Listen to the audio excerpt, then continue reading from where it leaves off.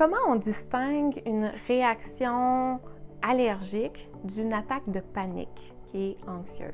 C'est une excellente question et je crois que c'est une préoccupation centrale pour plusieurs personnes vivant avec des allergies alimentaires. Ce qui est particulier, c'est que ces deux types de réactions, l'attaque de panique et la réaction allergique, vont générer des symptômes physiologiques qui peuvent être très similaires. On n'a qu'à penser à la tension musculaire qu'on peut vivre lorsqu'on est anxieux. Plusieurs d'entre nous vont ressentir une certaine tension dans les épaules si on est un peu stressé au travail. Dans le cas d'une attaque de panique, il y a aussi de la tension musculaire qui est vécue dans tout le corps et c'est vécu de façon plus intense que chronique, comme dans nos épaules.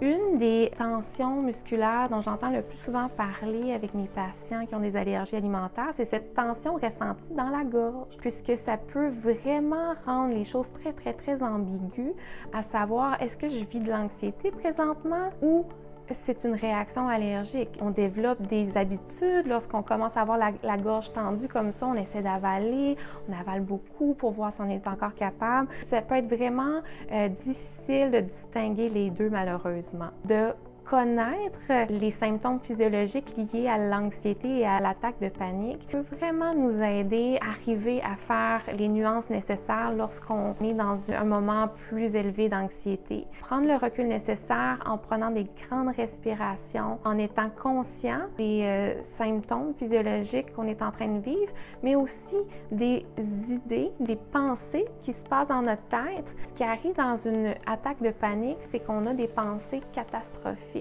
et souvent une interprétation erronée du symptôme physiologique qu'on est en train de vivre. Un exemple un peu plus commun de l'attaque de panique, c'est une personne qui va être anxieuse, dont le cœur va se mettre à battre plus rapidement et qui va penser qu'il est en train de vivre une crise de cœur et va se rendre à l'urgence en pensant qu'il est en train de mourir. Donc ça, c'est la crainte qu'on a du symptôme physiologique qui va occasionner ce cycle d'anxiété qu'on va voir, ça se renforce. Donc plus je pense que le symptôme physiologique que je suis en train de vivre veut dire qu'il y a quelque chose de dangereux qui se passe avec mon corps. Je suis en train de vivre une crise de cœur ou une réaction allergique. Bien, cette anxiété-là que je vis en pensant à ça va générer encore plus de réactions physiologiques, ce qui va venir confirmer mes idées et mon interprétation erronée de la situation. Donc, je vais être pris dans cette boucle-là pendant plusieurs minutes avant de revenir au calme. De façon générale, une attaque de panique va durer plus ou moins 10 à 15 minutes puisque c'est très intense et le corps ne pourrait pas continuer d'être autant anxieux pour plus longtemps que ça. Donc,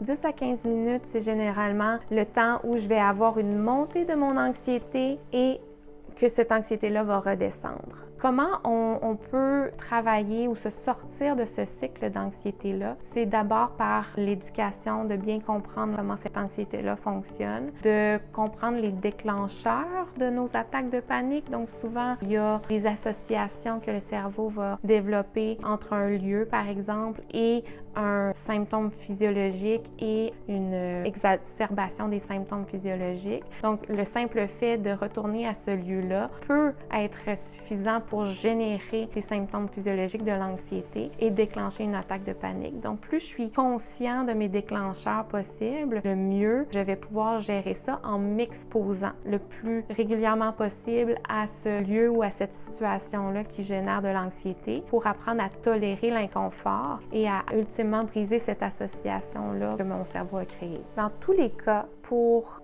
vaincre ces attaques de panique-là, il est essentiel de s'exposer aux sensations physiologiques. Donc, certaines sensations physiologiques peuvent nous faire plus peur et donc de faire de l'exposition interoceptive, donc de provoquer des sensations physiologiques désagréables comme un essoufflement en provoquant de la course et apprendre à tolérer cet inconfort-là. On doit aussi s'exposer à certaines situations qui génèrent plus d'anxiété. Donc, parfois, ça peut être de manger un certain aliment duquel on n'est pas allergique, bien entendu, ou de manger dans un contexte particulier, ou de se retrouver en avion ou dans certaines situations qui génèrent plus d'anxiété et d'apprendre à tolérer avec l'exposition et de s'exposer en évitant graduellement d'utiliser des comportements de sécurité Par exemple, d'aller toujours accompagner à certains endroits, accompagner nos parents lorsqu'on n'en a pas besoin. Se rincer la bouche avec de l'eau après chaque bouchée d'un aliment duquel on n'est pas allergique. Ou d'aller s'observer l'intérieur de la bouche alors qu'il